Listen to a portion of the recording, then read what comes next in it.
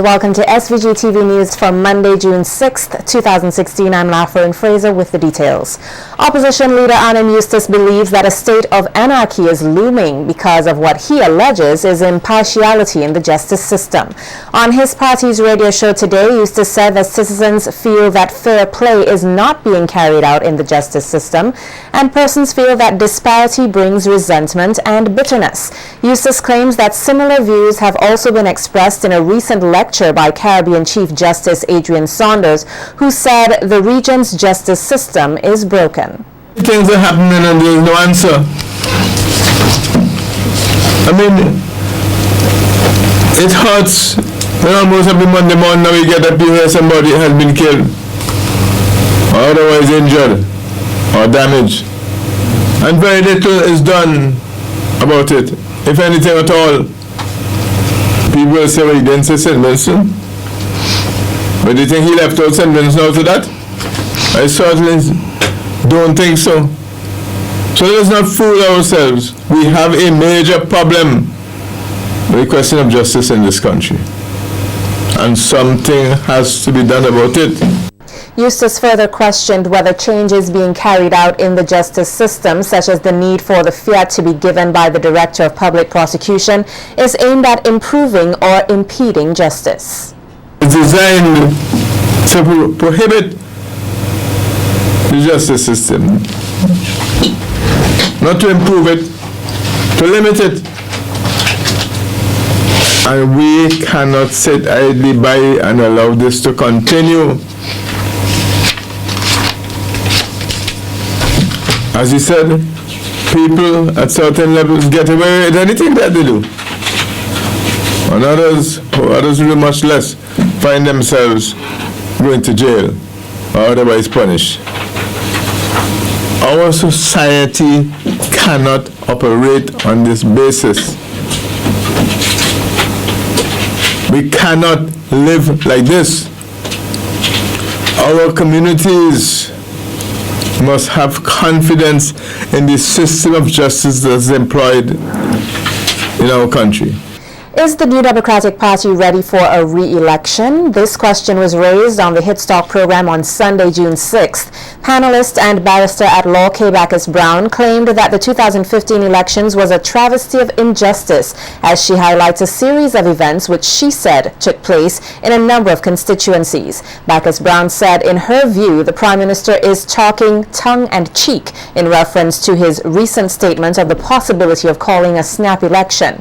She, however, noted that the NDP needs to consider all aspects in preparation for a by-election or a general election. This is a serious concern. I'm not saying this tongue-in-cheek. Are your candidates in place? Have you been registering new people?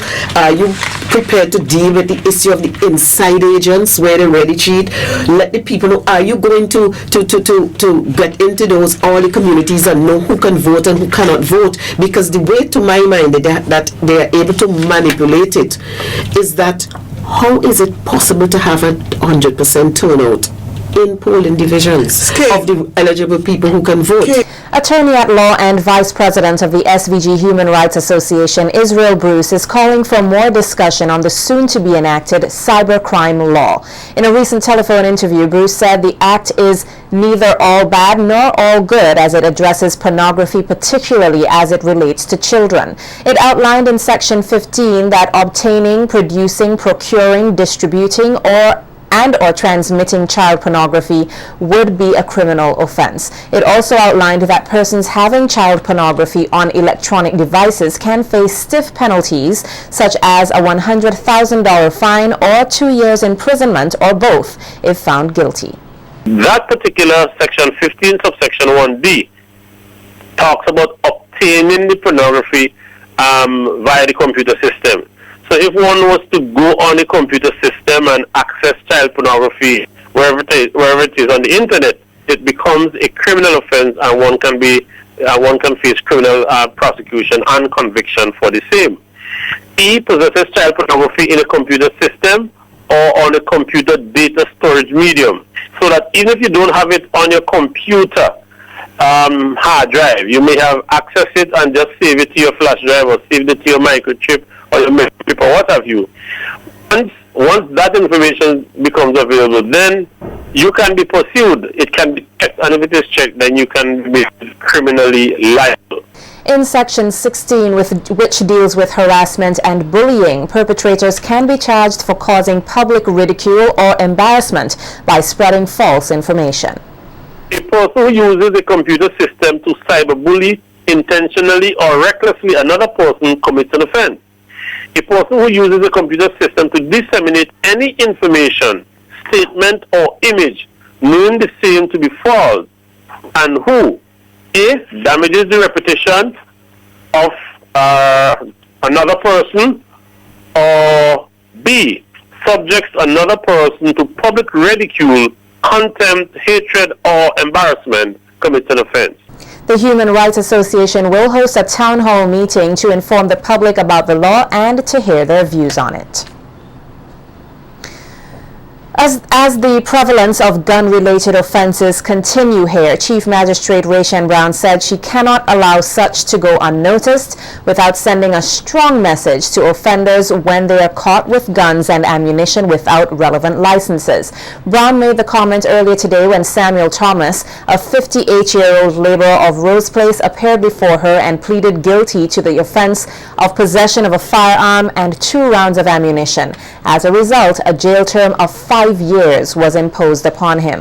One of the court prosecutors, Senior Constable Lakeisha Chewett, in delivering the facts of the case, told the court that on June 3, 2016, Sergeant Dwayne Braley and other police officers of the Rapid Response Unit were on mobile patrol in Rose Place when the defendant was seen carrying the firearm, during which time he attempted to hide the same, which the police retrieved in some clothing in a nearby hut. When cautioned by the officers, Thomas reportedly told them that he had the gun for his protection because his wife was threatened by several persons. Police at the Traffic Department have arrested and charged Bronson George of Old Montrose on 3 separate traffic-related offenses. George is accused of being the driver of a motor vehicle which caused the death of Carl Roberts, originally from Rockies and who was residing at Lodge Village at the time of the accident.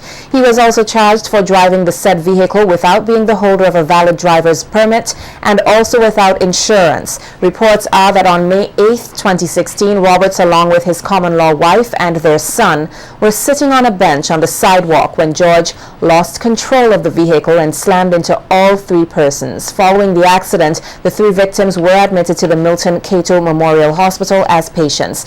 Roberts was severely injured and was in the intensive care unit where he succumbed to his injuries. George was escorted to the Serious Offences Court earlier today, facing the indictable charge to which he was not allowed to plea.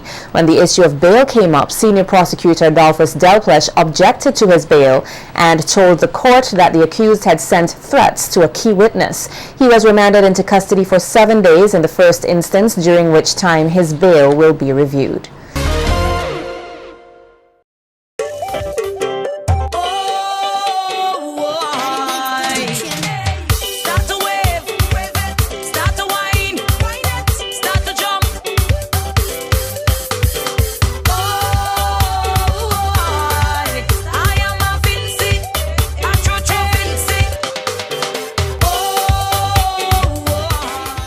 In tonight's Carnival beat, Miss Flo Nikki Anna Williams on Saturday night captured the 2016 Miss SVG title, winning 3 of the 4 judged categories. We hear more on the show in this report by Nikita Tony.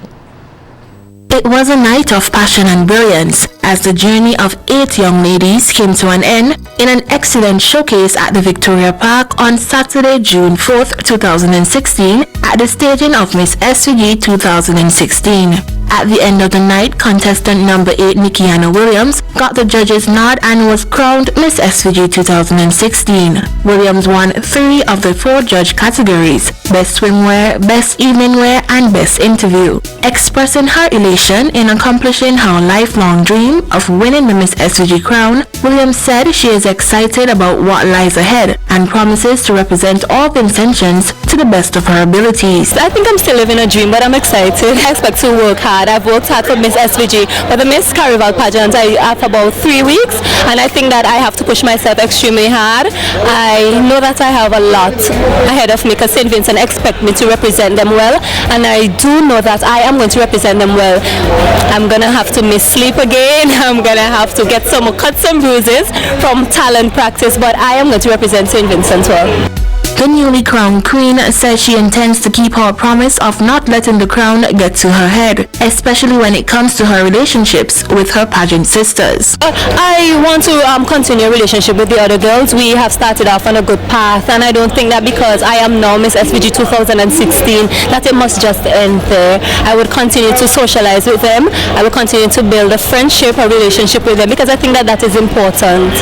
First runner-up in Saturday's pageant went to Janetta Richards, Miss Jurgens, while the second runner-up, as well as Miss Congeniality and Miss Photogenic, was awarded to Miss St. Vincent Electricity Services, Anya Frederick. The Best Talent Award was captured by Miss Lotto Zena Lewis with her rendition of A Message from Down Below. Shanique Alexander, Miss BOSVG, Takesha John, Miss Agricultural Import Warehouse, and Janetta Richards, Miss Jurgens, walked away with the award for Most Community Support on Road Trips.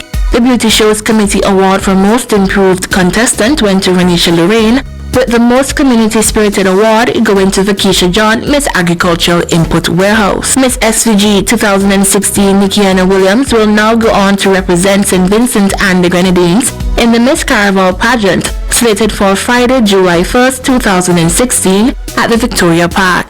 Nikita Tony reporting for Carnival Beat.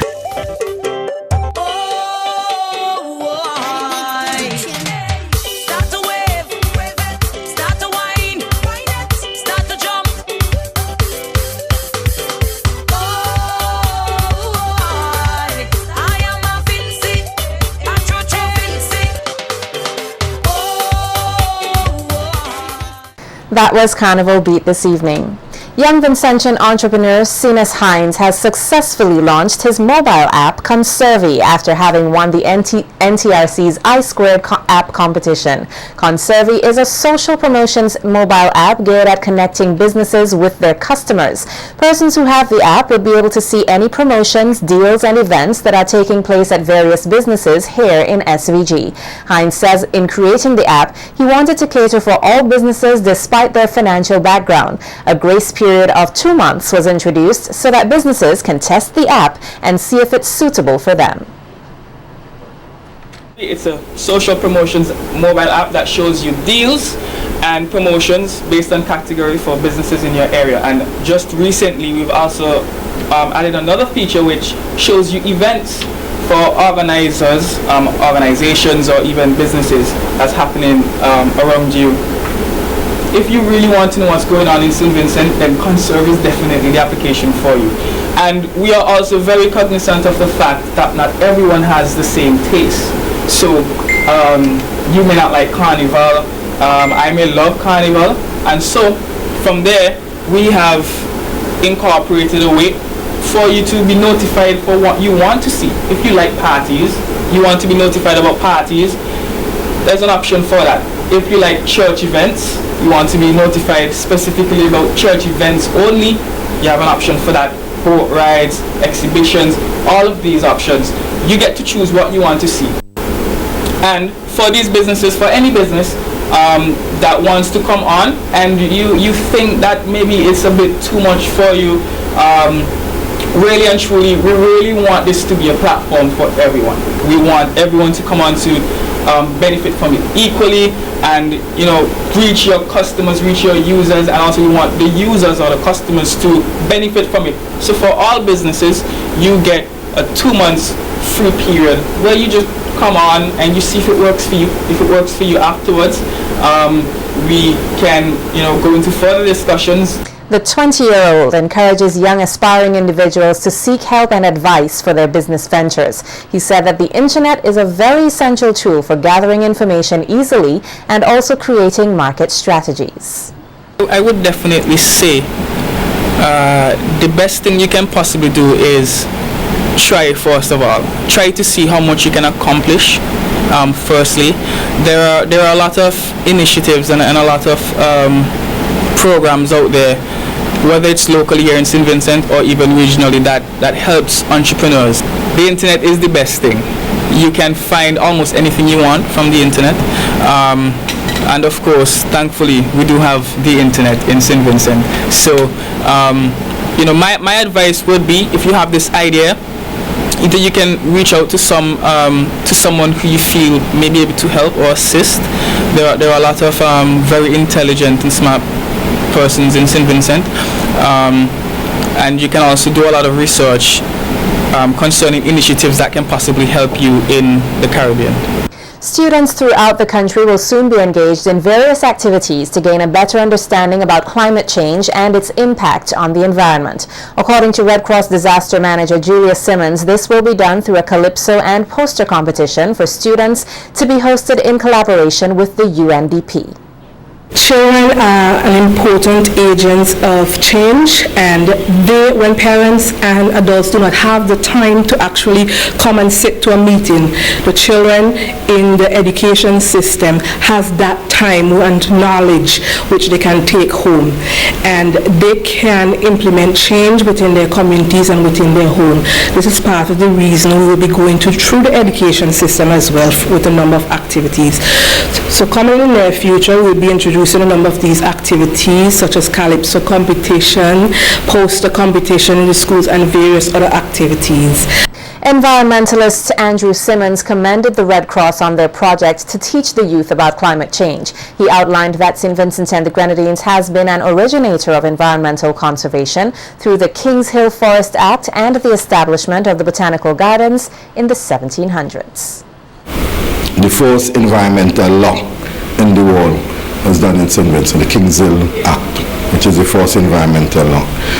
One of the earliest period in terms of looking at plant generation, genetic species, and that type of thing. The Botanical Gardens, that was also established in St. Vincent. In fact, part of my research that they were not just generating new species of plant for St. Vincent, but for the entire Americas, and it was not just for the British colonies, but also they used to sell to the French and the Spanish colonies. So St. Vincent had a very pivotal role to play.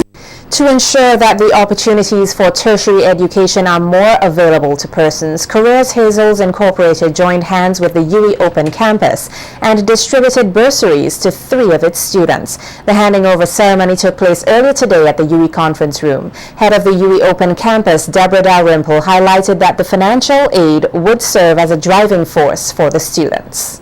Our students are by and large, as I always say, as bright, as intelligent, as motivated as any other students anyway.